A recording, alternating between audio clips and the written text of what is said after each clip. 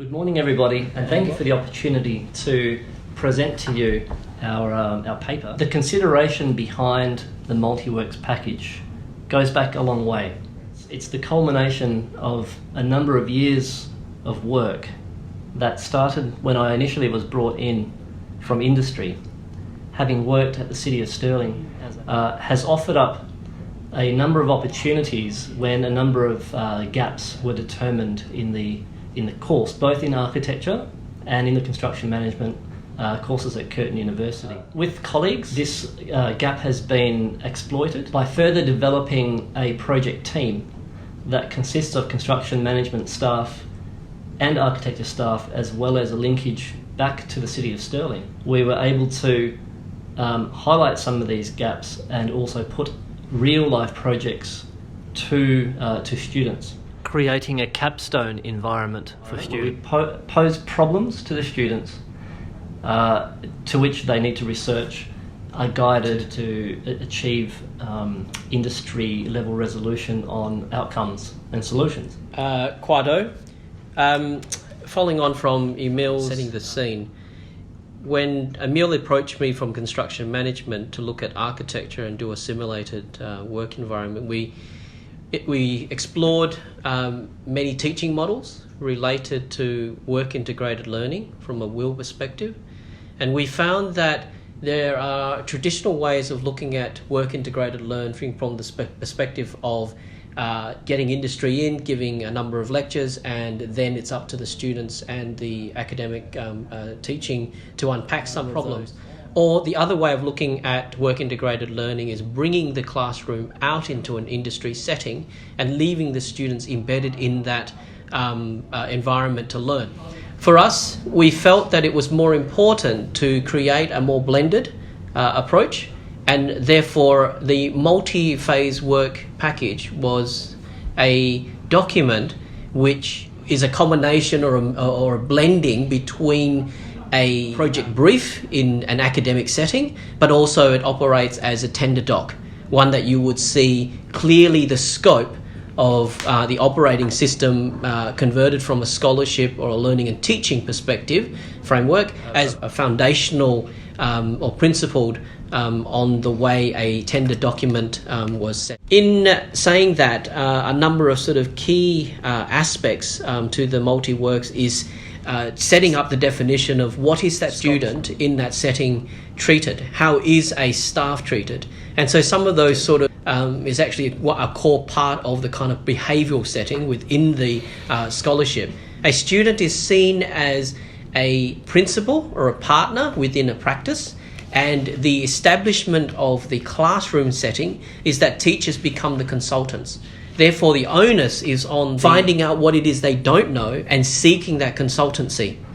At the same time, industry partners who are pressurising the conversation around challenging issues like costing, where it becomes more real.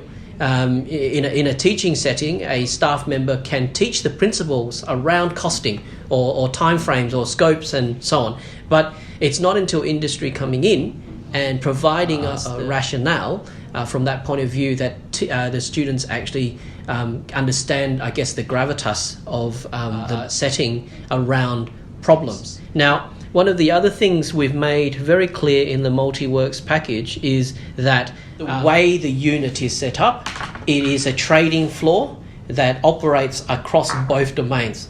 We have even a section within our multi-phase to describe certain terminologies that are used across industry, but when converted into scholarship or the setting of learning and teaching, it is actually very similar. For instance, our marking rubrics have always been seen based around task and meeting certain expectations that is passable. Actually, the rubrics has now become a contract, an expected deliverable. Sitting alongside that is our recent discussions have actually expanded to this, is the idea of billables. where the rubrics, yes, it is an instrument, mark or indicate the levels of competencies achieved across a set of learning outcomes demonstrated by the student. But at the same time, if that was in industry, one would need to provide a scope of works, align that with items to be costed and an associated quantum, say for instance times, resources and so on. Even though there is the element of creative exploration and so on, what sits behind that is a real strong grounding into practice. Personally, from the discipline of architecture, all too often students feel that architecture is more art than it is science. Having the construction management students being involved in the process, at one critical point in the semester, when the students in architecture perform their design, there's a real sense of awakening when we bring in the construction management students, where yes, you can still have good design, but the construction management students keep the sort of realities, not to hold back the design, but actually to reaffirm that some of these ideas are well-founded, robust, and effective for the client. From a teaching and learning point of view, one could say, "Oh, look, that's great because it's got all the integration." Is that actually there's many ways of seeing good practice and good design, and the way construction management students use an exploration or a measure of that is their own means, and then in the architecture, there's the other side. As indicators of that. In much the same way that the architecture discipline had set up the studio, in the construction management stream, we had set up in a similar way a consultative body of students, each in groups, that would take from the architecture students a project per group. So it's quite a seamless transition of graphical information and content and specifications that came through to our students. The students in the unit that I was running, called Project Development and Appraisal, does feasibility analysis of design and options analysis as well. Our students learnt about stakeholder engagement and analysis. They were invited to participate in what we called a Consultative Corner.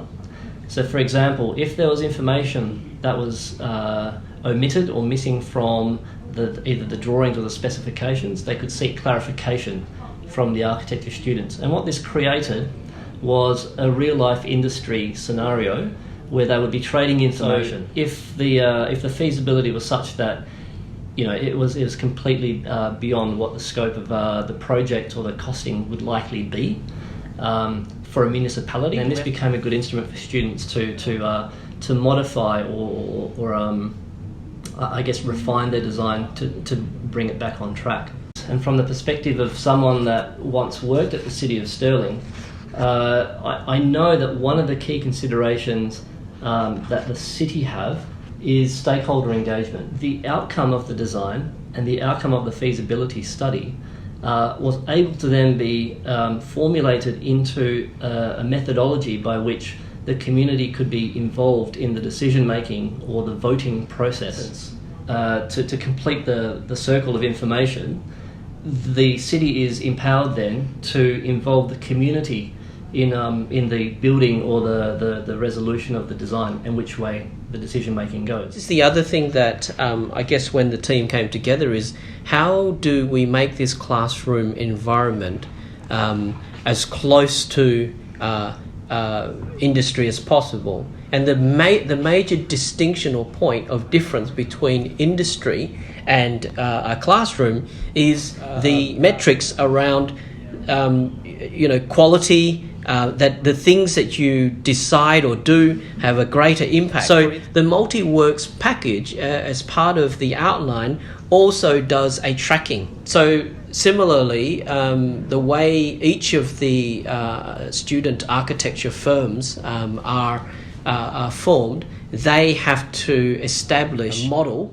of practice in which how do they see their project timeline, who will be managing the minutes and documenting of the project. And so in the Multi-Works package, there is a series of prompts that allow them freedom enough to set up their business, but at the same time ensure that their mechanisms of business operation that is aligned with the industry expectations around particular milestones. This was very difficult for students at the start of the process, but it set the scene that for one to even get a project, you need to establish your strong points of difference, not only that you can design, but the manner in which you set up your business and the way you're going to operate that will not put the project at jeopardy. At some point, we also had a conversation around, well, what happens if the project finds difficulty? What if, and so dispute resolution as part of forming a business and a team then gives them this sort of, as I mentioned earlier in the piece, a pressurized environment that is closer to industry and business, so that when it does go pear-shaped, there is a repercussion that comes out of it, not just that you get a bad mark.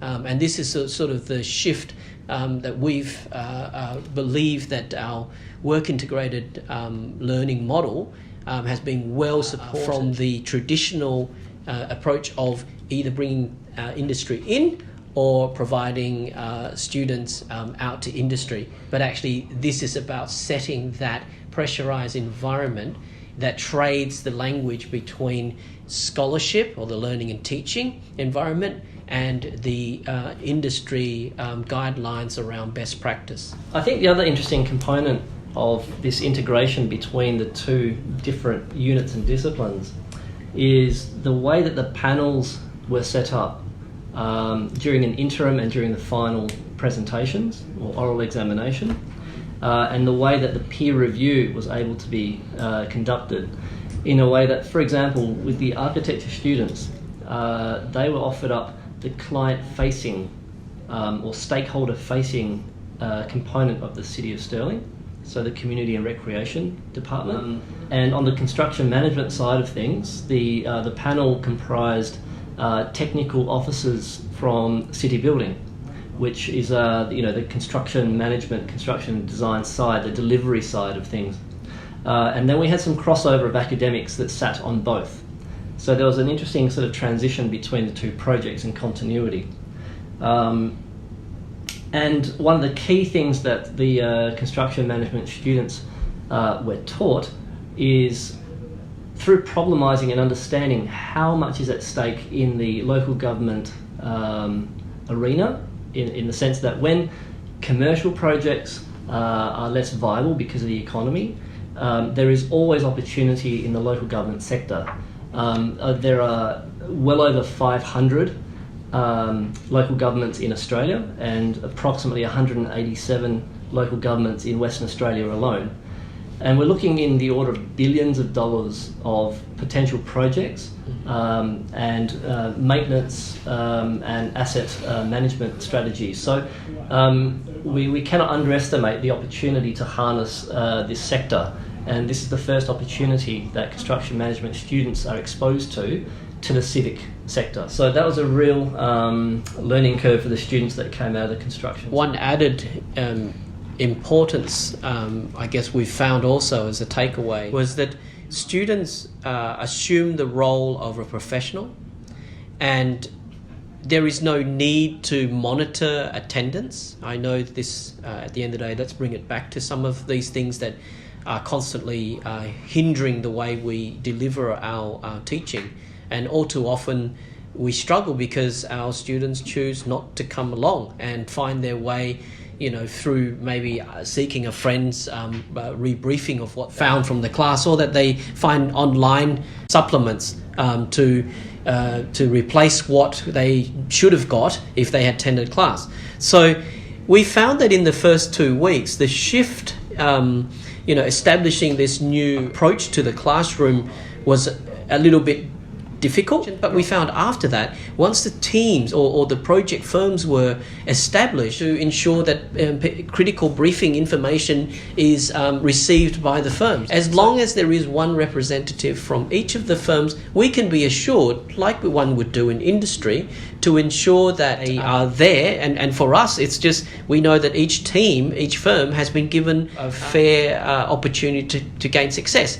It also provides us, when we do the marking of the work, that if there are problems, we can actually cite back at which point certain pieces of information were offered, but that particular team was not in representation. Therefore, accountable to cite to the students in that team that the failure of this component could have been attributed by the fact that your team wasn't available to receive that critical piece of information. Now, that is equally benchmarked in industry. If there is a failure on behalf of a team to not deliver a certain expectation that was asked of or that was agreed upon at a meeting, well, there is an accountability involved in that. So in the small kind of transferable, looking at even attendance and the implications of not attending can be transferable into the sort of industry perspective, is something that we believe that our multi-phase works package